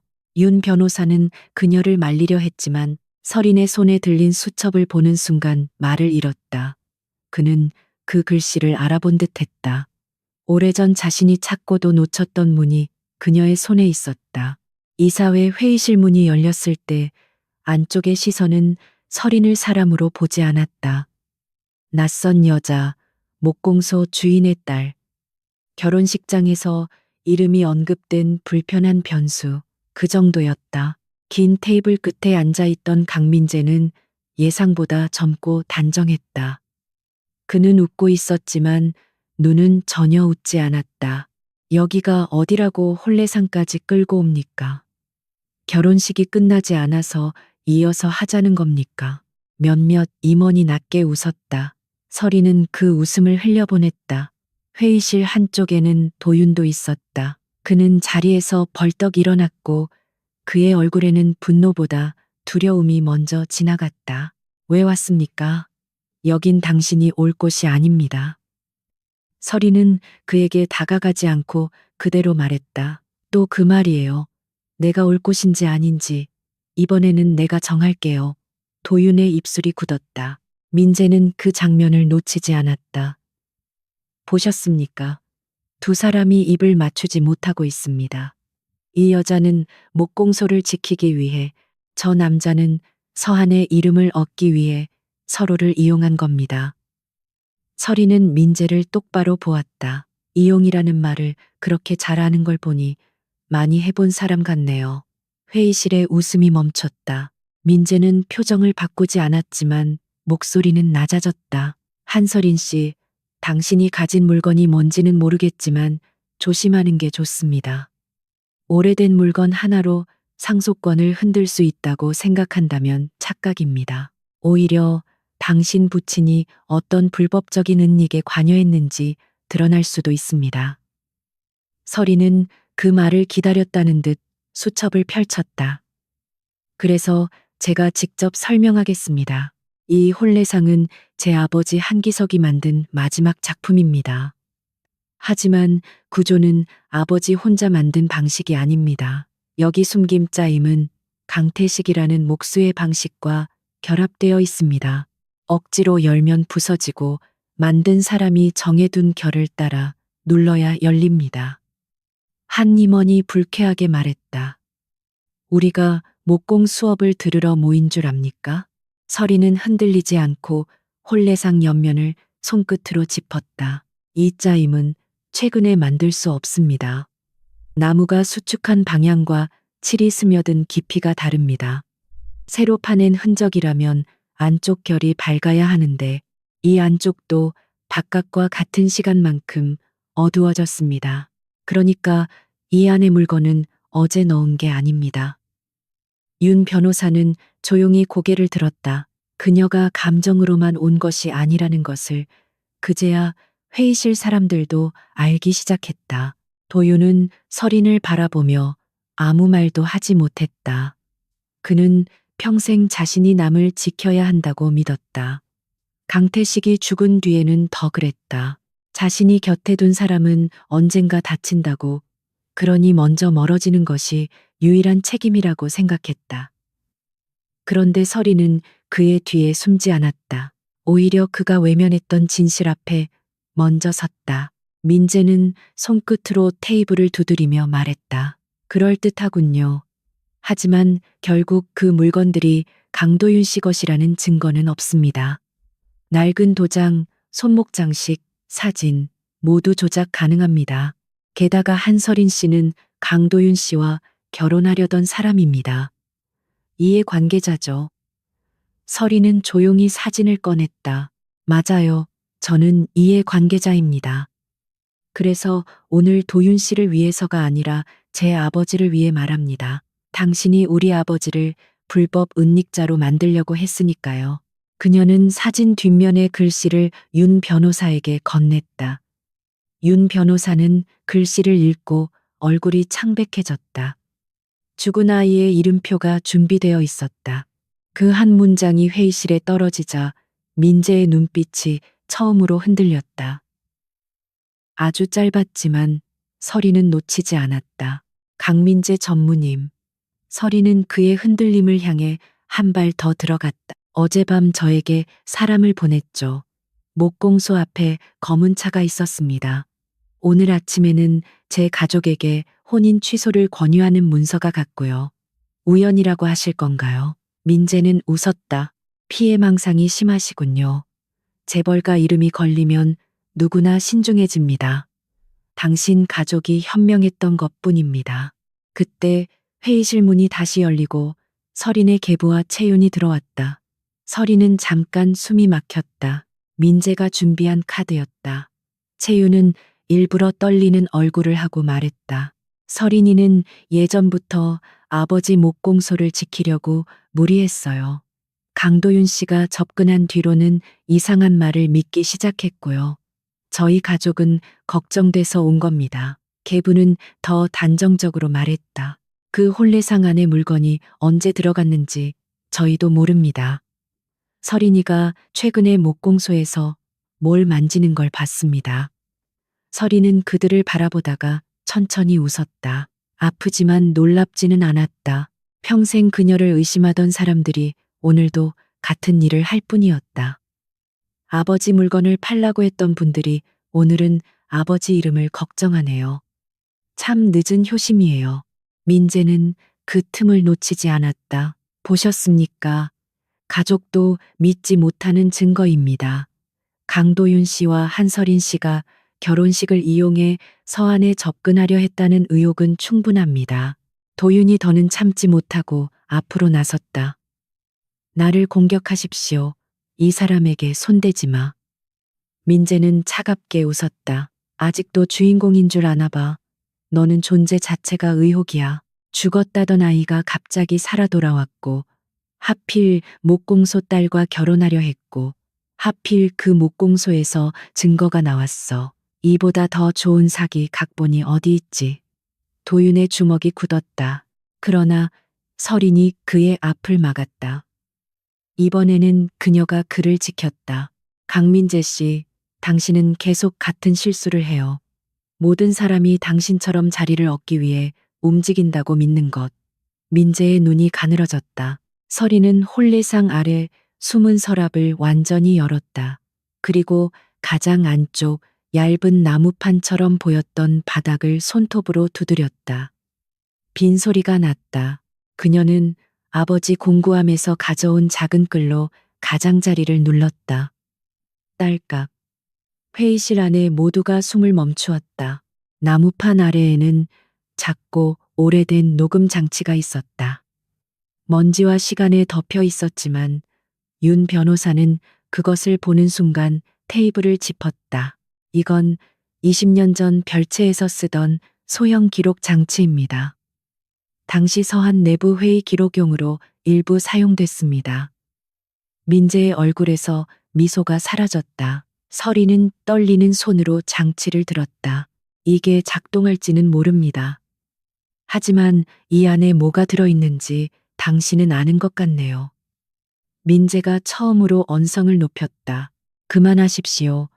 불법 녹음물일 수 있습니다. 회의실에서 재생하면 법적 문제가 생길 겁니다. 윤 변호사가 낮게 말했다. 증거보전 절차를 밟으면 됩니다. 다만 지금 이 자리에서 존재를 확인하는 것은 가능합니다. 서리는 도윤을 돌아보았다. 그의 눈에는 믿을 수 없는 고통이 담겨 있었다. 그는 자신의 과거가 재생되는 것을 두려워했다. 서리는 조용히 물었다. 들을 수 있어요? 도윤은 긴 침묵 끝에 고개를 끄덕였다. 이번에는 그가 그녀에게 선택을 맡겼다. 서리는 장치의 낡은 버튼을 눌렀다. 처음에는 잡음뿐이었다.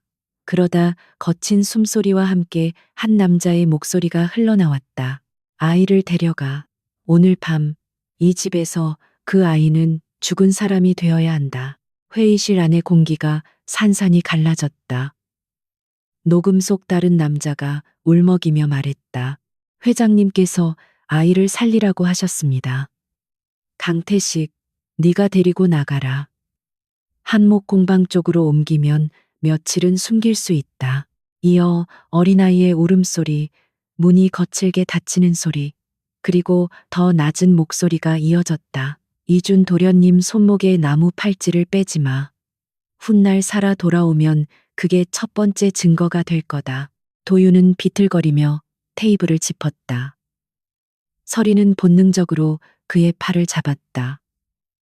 그의 왼쪽 손목 아래 오래된 자국이 그녀의 손바닥에 닿았다. 민재는 얼굴이 창백해진 채 자리에서 일어났다. 조작입니다. 이런 낡은 장치 하나로 뭘 증명하려는 겁니까? 윤 변호사가 그를 바라보며 말했다. 전무님, 문제는 녹음만이 아닙니다. 어젯밤 제가 별도로 보전 신청한 옛 별채 관리 기록에 강태식 씨와 한기석 씨가 같은 날 동시에 출입한 기록이 남아 있습니다. 그리고 그 기록을 최근 삭제하려 한 내부 접속자가 있습니다. 민재의 손끝이 떨렸다. 윤 변호사의 목소리가 더 낮아졌다. 접속 권한은 전무님 비서실에서 나갔습니다. 민재는 잠시 침묵하다가 웃음을 터뜨렸다. 그 웃음은 더 이상 여유롭지 않았다. 그래서 뭐가 달라집니까? 그 아이가 살아 있었다고 해도 지금 이 남자가 정말 그 아이인지 확정된 건 아니지 않습니까? 그리고 내가 뭘 했다는 겁니까? 나는 서한을 지키려 했을 뿐입니다. 죽은 이름 하나 때문에 회사를 흔들 수는 없었습니다. 그의 목소리에는 분노보다 공포가 있었다. 서리는 그제야 그를 조금 이해했다. 그는 악해지기로 태어난 사람이 아니라 평생 자신이 대체품이라는 말을 듣고 살아온 사람일지도 몰랐다. 하지만 이해가 면죄부는 아니었다. 도윤이 천천히 고개를 들었다. 당신이 서한을 지킨 게 아닙니다. 당신 자리를 지킨 겁니다. 민재는 이를 악물었다. 너는 아무것도 모르지. 살아 돌아오기만 하면 모두가 내 이름을 부를 거라고 생각했겠지. 나는 이 집에서 매일 증명해야 했어. 죽은 네가 나보다 완벽하다는 말을 들으면서. 도윤의 눈이 흔들렸다. 그러나 그는 물러서지 않았다. 그 고통이 나를 지울 권리가 되지는 않습니다. 서리는 그의 곁에 섰다. 이번에는 도윤이 그녀의 손을 먼저 잡지 않았다. 대신 그녀가 잡은 손을 놓지 않았다. 회의는 더 이상 이어질 수 없었다. 윤 변호사는 증거 보전과 내부 감사 절차를 요청했고 몇몇 임원은 급히 법무팀을 불렀다. 계부와 채유는 상황이 뒤집힌 것을 깨닫자 슬그머니 물러서려 했지만 서린이 그들을 불렀다. 가족이라는 이름으로 제 말을 막으러 온 건 오늘이 마지막이에요. 아버지 목공소도 제 결혼도 제 선택도 더는 건드리지 마세요. 어머니가 없어서 다행이라고 생각했지만 동시에 서리는 마음 어딘가가 비어지는 것을 느꼈다. 가족을 끊어내는 일은 시원하지 않았다. 그러나 필요한 아픔이었다. 회의실 밖 복도에서 도유는 그녀를 붙잡지 않은 채 멈춰 섰다. 오늘 당신을 위험하게 만들었습니다. 서리는 지친 얼굴로 그를 바라보았다. 아니요, 오늘은 제가 위험한 곳으로 걸어 들어간 거예요. 당신이 만든 길이 아니라 내가 선택한 길. 도유는 고개를 숙였다. 그래도 미안합니다. 처음 목공소에 간 이유가 진실을 찾기 위해서였다는 것, 당신에게 상처가 될 걸 알면서도 숨겼습니다. 서리는 오래 침묵했다. 당신이 강희준이든 강도윤이든 나는 거짓말과 결혼하고 싶지 않아요. 도윤은 그 말을 가슴으로 받아내듯 눈을 감았다. 복도 끝에 통유리 너머로 서울의 밤이 내려앉고 있었다. 서리는 손에 들린 나무 손목 장식을 도윤에게 건넸다. 이건 당신 거예요. 하지만 혼례상은 아직 내 거예요. 아버지가 남긴 진실이니까. 도윤은 조심스럽게 손목 장식을 받았다. 그것을 만지는 그의 손끝이 떨렸다. 저는 이걸 받을 자격이 있는지 모르겠습니다. 서리는 지친 숨을 내쉬었다. 자격은 남이 주는 게 아니에요. 하지만 신뢰는 다시 만들어야 해요. 나도 당신을 믿고 싶은 마음이 아직 남아 있어서 더 화가 나요. 도윤의 눈빛이 젖어들었다. 그는 아무 약속도 쉽게 하지 않았다. 돈으로 보상하겠다거나 이름을 되찾아 지켜주겠다고 말하지도 않았다. 대신 아주 낮게 말했다. 이번에는 숨지 않겠습니다. 그리고 당신을 숨기지도 않겠습니다. 서리는 그 말을 완전히 믿지는 못했다. 그러나 처음으로 그가 도망치지 않으려 애쓰는 것이 보였다. 그때 윤 변호사가 다가와 조심스럽게 말했다. 두 분 모두 준비하셔야 합니다. 내일 서한은 공식 발표를 해야 할 겁니다. 그리고 강민재 전무도 쉽게 물러나지는 않을 겁니다. 서리는 고개를 끄덕였다. 싸움은 끝나지 않았다. 하지만 오늘 닫혀있던 서랍 하나는 분명히 열렸다. 서한그룹의 공식 발표는 다음 날 정오에 나왔다. 발표문은 차갑고 절제되어 있었지만 그 안에 담긴 의미는 무거웠다. 20년 전 사망 처리된 강희준의 기록에 중대한 오류가 있었고 관련 자료에 대한 내부 감사를 시작하며 강도윤의 신원 확인 절차를 법적 기준에 따라 진행하겠다는 내용이었다. 언론은 즉시 들끓었다. 어제까지 사칭 의혹을 쓰던 기사들은 하루 만에 사라진 상속자의 귀환, 서한가의 10년 비밀, 목공소에 숨겨진 증거라는 제목으로 바뀌었다. 그러나 서리는 그 변화가 기쁘지 않았다. 사람들은 도윤이 진짜인지 가짜인지 재벌가가 얼마나 흔들릴지 그녀가 신데렐라인지 공모자인지만 궁금해했다. 누구도 한 아이가 이름을 잃고 살았던 시간이나 한 여자가 결혼식장에서 믿음과 거짓 사이에 홀로 서 있었던 마음에는 관심이 없었다. 도윤은 기자들 앞에 서지 않았다. 그는 법무팀 조사실에서 필요한 진술을 마친 뒤 서한 본사 옥상으로 올라가 한참 동안 서울을 내려다보았다. 윤 변호사가 조심스럽게 도련님, 회장님께서 만나고 싶어 하십니다. 라고 말했지만 도윤은 바로 움직이지 않았다. 그는 낮게 말했다. 그 이름으로 불리지 않은 시간이 너무 깁니다. 아직은 대답할 수 없습니다.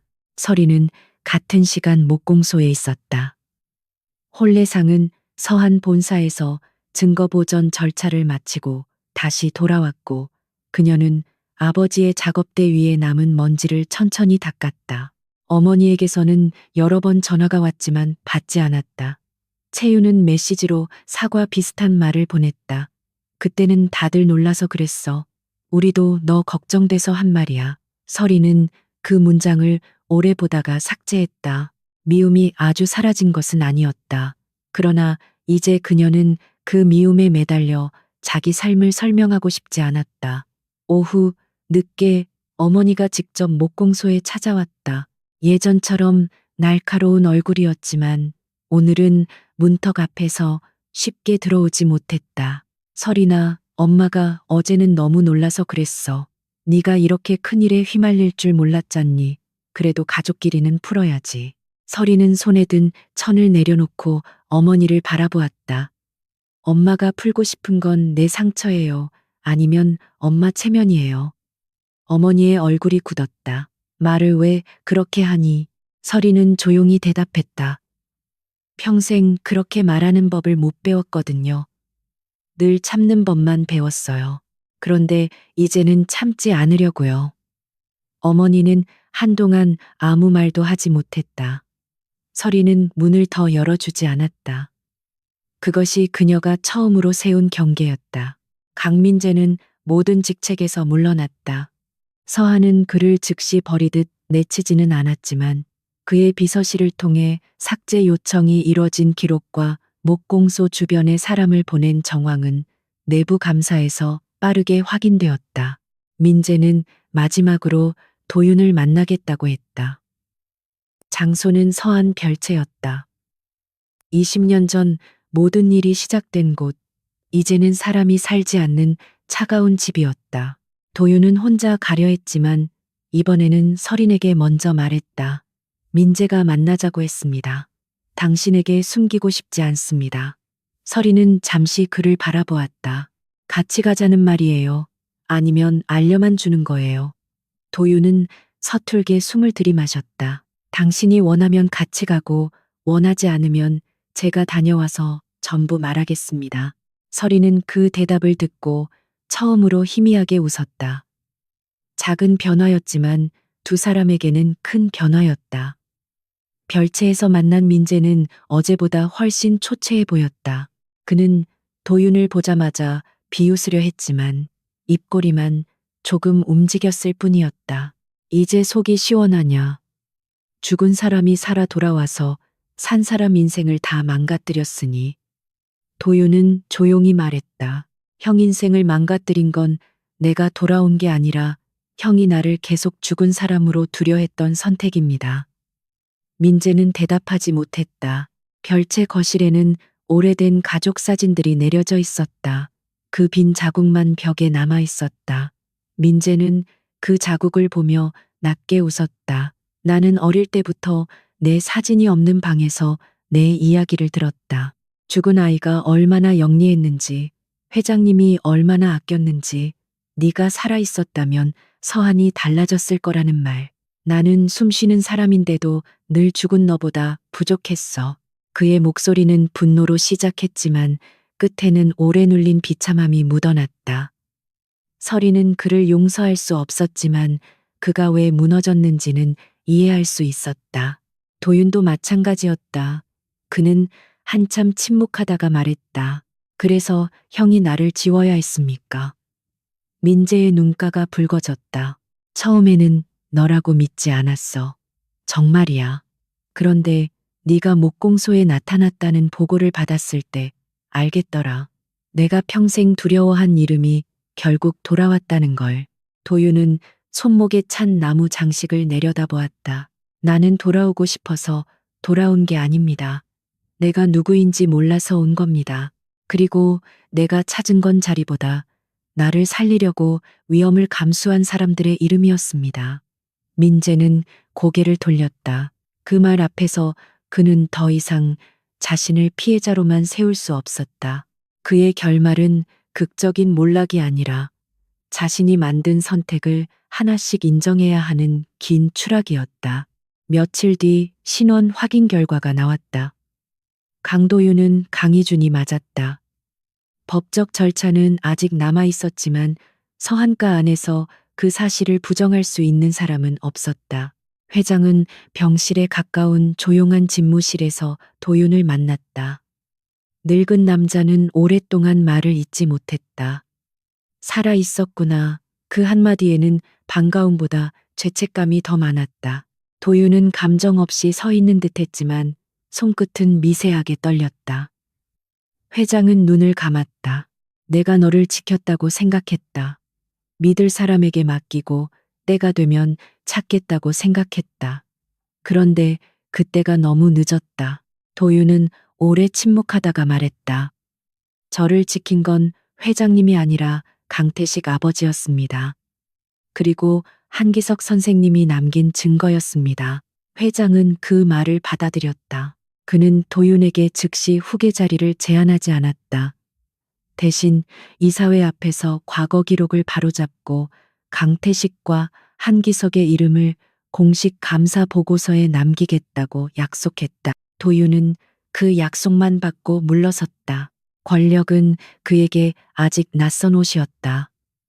그는 잃어버린 이름을 되찾았지만 그 이름으로 무엇을 할지는 스스로 결정해야 했다. 서리는 도윤이 신원 확인 결과를 들고 목공소에 찾아온 날 그의 얼굴을 보고 이미 알고 있었다. 그는 기뻐 보이지도 승리한 사람처럼 보이지도 않았다. 그저 긴 어둠에서 걸어 나온 사람 같았다. 도윤은 문 앞에서 한참 망설이다가 말했다. 확인됐습니다. 저는 강희준이 맞습니다. 서리는 고개를 끄덕였다. 축하해야 하는 일이죠. 도윤은 희미하게 웃었지만 그 웃음은 금세 사라졌다. 그런데 당신 앞에서는 축하받을 자격이 없는 것 같습니다.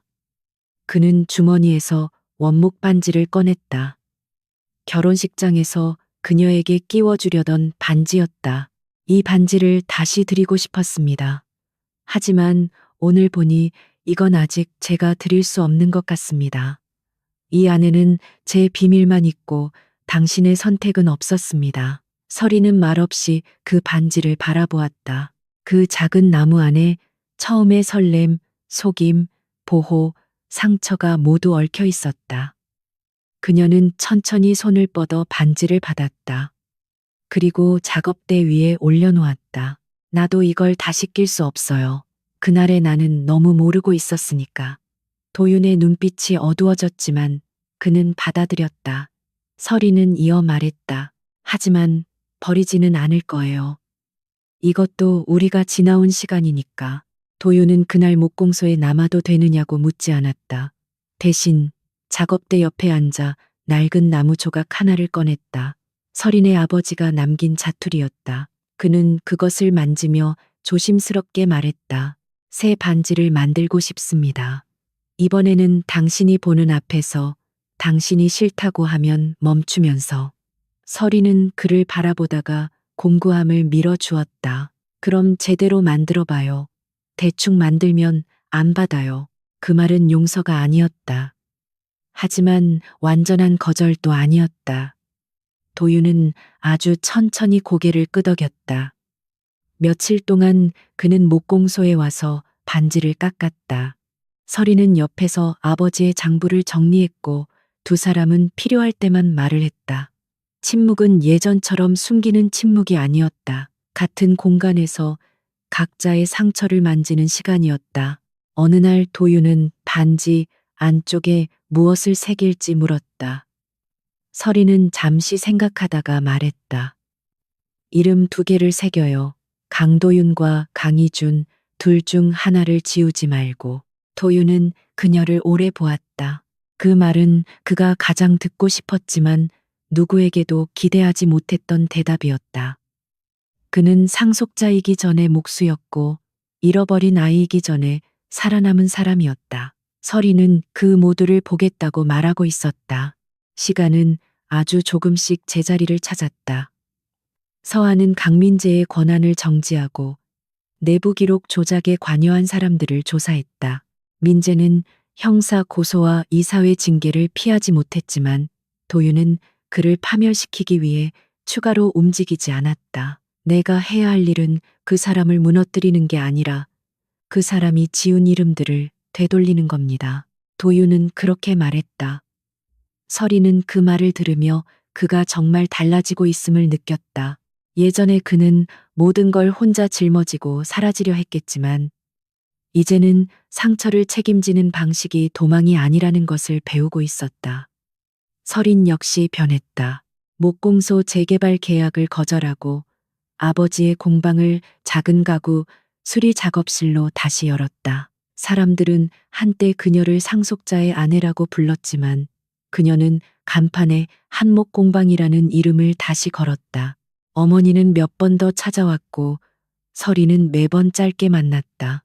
완전히 끊어내지는 않았지만 다시 자신을 내주지도 않았다. 가족을 용서하는 일보다 먼저 필요한 것은 자신을 배신하지 않는 일이었다. 첫눈이 내리던 저녁, 도유는 완성된 반지를 가지고 목공소로 왔다. 이번에는 정장도 서한의 차도 없었다. 낡은 코트에 작업용 가방을 들고 처음 이 목공소에 왔던 그날처럼 조용히 문을 열었다. 서리는 작업대 위에 놓인 반지를 보았다. 겉면은 매끄러웠지만 완벽하게 반듯하지 않았다. 손으로 만든 흔적이 남아 있었고 안쪽에는 작은 글자가 새겨져 있었다. 강도윤, 강희준, 한설인, 그리고 그 옆에 아주 작은 문장 하나가 있었다. 숨지 않기로 한 날. 설이는 웃다가 눈물이 났다. 도윤은 그녀 앞에 무릎을 꿇지 않았다. 대신 같은 높이로 앉아 말했다. 이번에는 결혼해 달라고 말하지 않겠습니다. 먼저 다시 시작하게 해달라고 말하고 싶습니다. 당신이 멈추라면 멈추고 기다리라면 기다리겠습니다. 하지만 숨기지는 않겠습니다. 설이는 반지를 손에 쥐고 오래 침묵했다. 창밖에는 눈이 조용히 쌓이고 있었고 목공소 안에는 오래된 나무 냄새가 따뜻하게 퍼져 있었다. 그녀는 마침내 말했다. 나도 바로 용서한다고 말하지 않을 거예요. 대신 같이 만들어 볼게요. 이번에는 내가 보고 내가 선택하면서.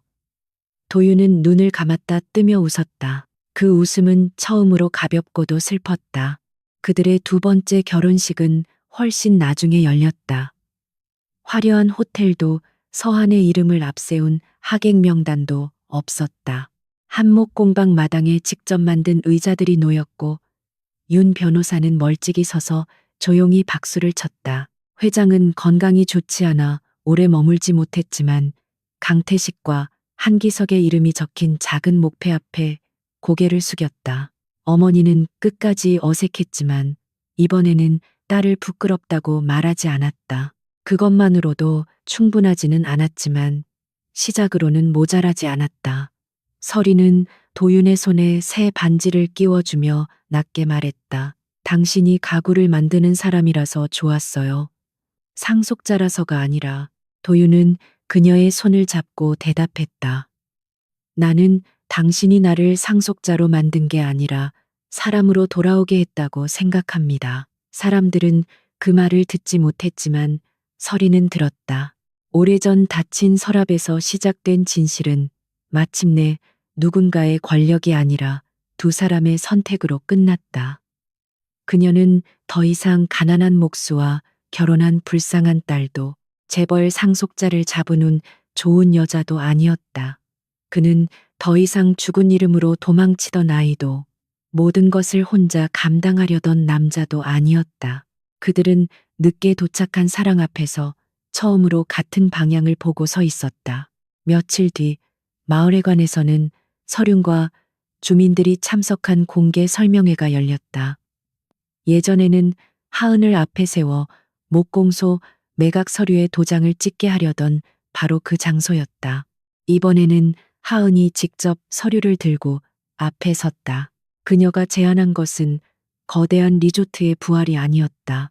윤재문 목공소를 중심으로 한 지역 목공 교육 공간, 오래된 집수리 사업, 숲을 훼손하지 않는 소규모 숙박 프로젝트, 그리고 모든 운영 내역을 마을과 외부에 공개하는 독립재단이었다. 서류는 후원자가 되되 소유자가 되지 않고 하은이 운영위원장을 맡되 마을 장인들과 청년들이 함께 결정하는 구조였다.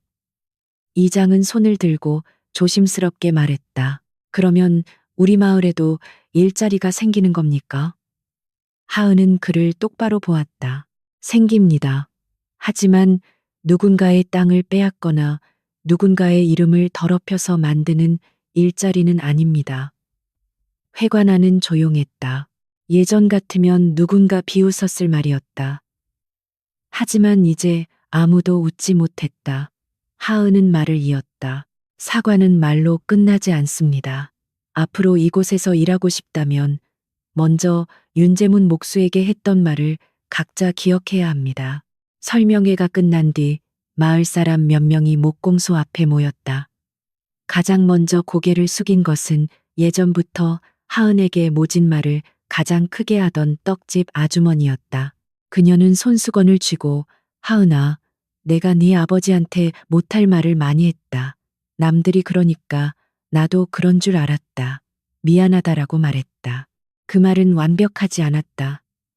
변명도 섞여 있었고 너무 늦었다. 하지만 하은은 그 사과를 밀어내지 않았다. 저보다 아버지께 하셔야 할 말이에요. 다음 주 추모식에 오세요. 그때 직접 말씀하세요. 아주머니는 눈물을 닦으며 고개를 끄덕였다. 그 뒤로 한 사람씩 조심스럽게 다가왔다. 모두가 진심인지는 알 수 없었다. 누군가는 두려워서, 누군가는 계산해서, 누군가는 정말 부끄러워서 왔을 것이다. 하은은 그 차이를 하나하나 가려내려 애쓰지 않았다. 이제 그녀는 남의 마음을 증명받기 위해 자신을 태우지 않기로 했다. 이주는 멀찍이 서서 그 장면을 지켜보았다. 하은이 혼자 설 수 있도록, 그러나 넘어질 때 손이 닿을 만큼 가까운 거리였다. 석진의 마지막 방문은 예상 밖이었다. 그는 조사가 본격화되기 전 수행원 없이 목공소를 찾아왔다.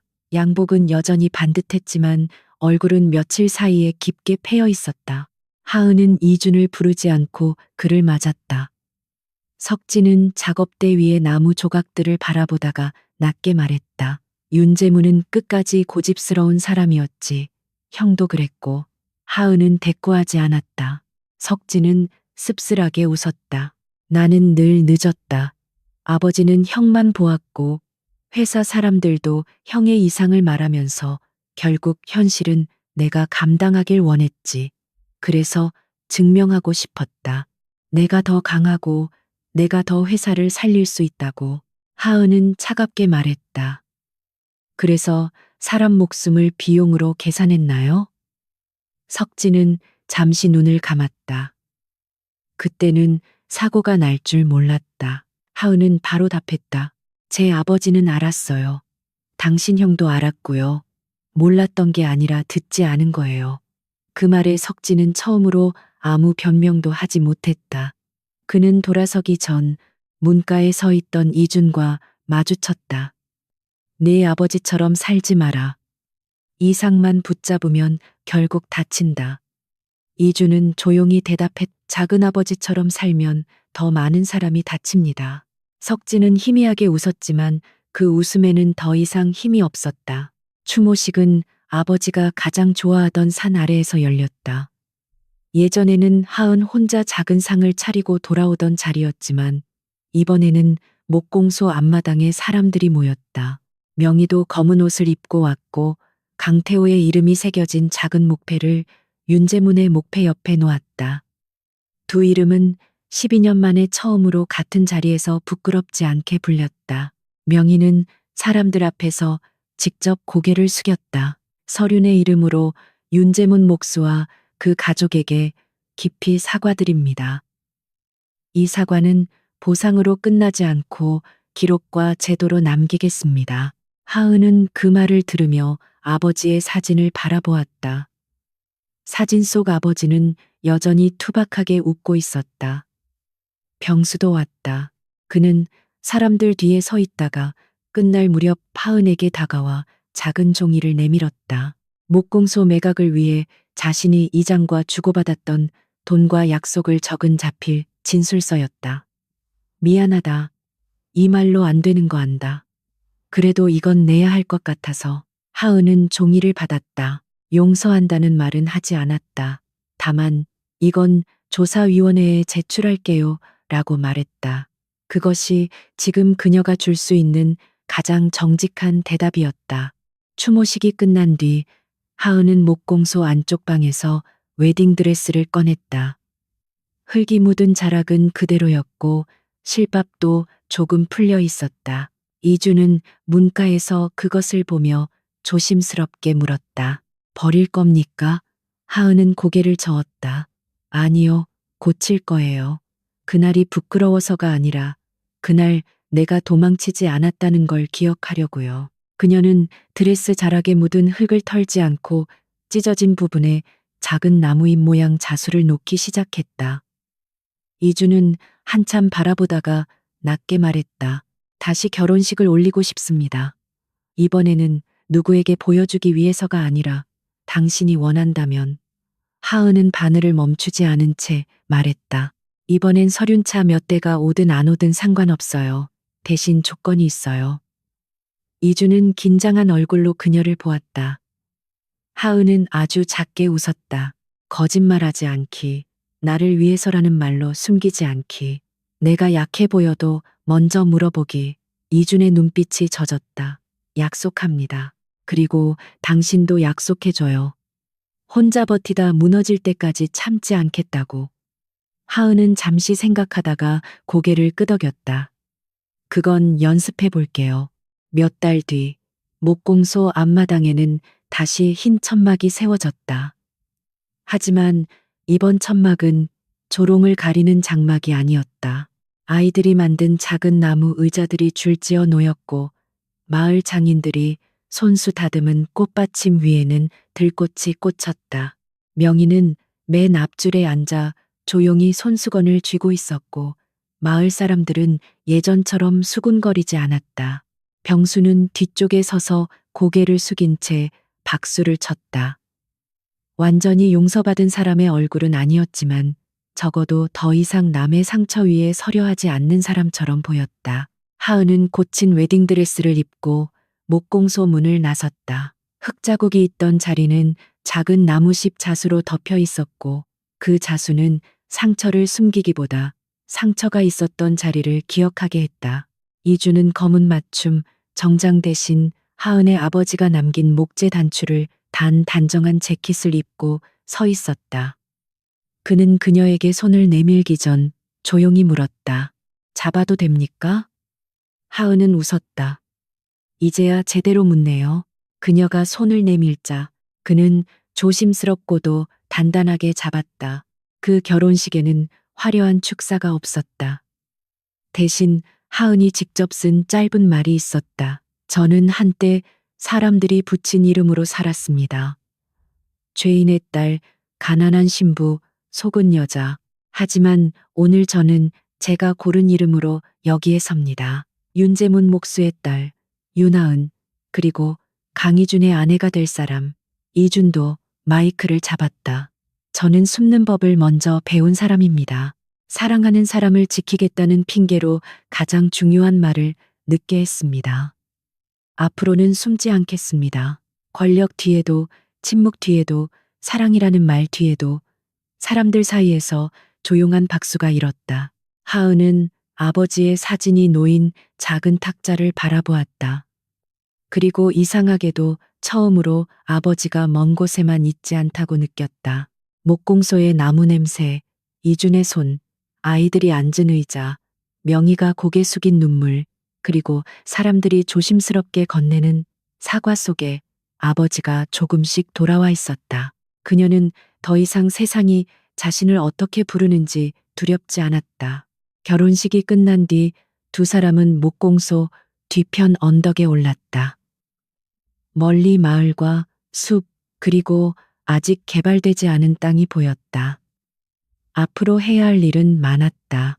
조사 결과는 공식 기록으로 남아야 했고, 서류는 내부를 바꿔야 했으며, 목공 교육 공간은 첫 삽도 뜨지 못했다. 사랑도 끝난 이야기가 아니라 매일 새로 배워야 할 일이었다.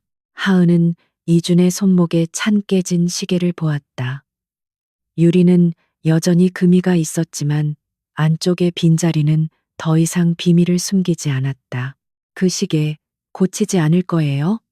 하은이 묻자 이준은 미소를 지었다. 금이 간 채로 두려고요. 그래야 우리가 잊지 않을 테니까. 하은은 고개를 끄덕였다. 그럼 목공소 간판도 그대로 둘래요. 낡았지만 버틸 만큼 버텼으니까. 이주는 그녀를 바라보며 말했다. 우리도 그렇게 살면 되겠습니다. 완벽하지 않아도 쉽게 무너지지 않게. 하은은 그의 손을 조금 더 세게 잡았다. 오래전 마을은 그녀를 비웃었고 세상은 그의 이름을 빼앗았지만 이제 두 사람은 누군가의 조롱이나 가문의 명령이 아니라 자신들이 선택한 자리에서 함께 서 있었다. 그리고 그 자리에서 마침내 웃음은 멈추고 진짜 축복이 시작되었다.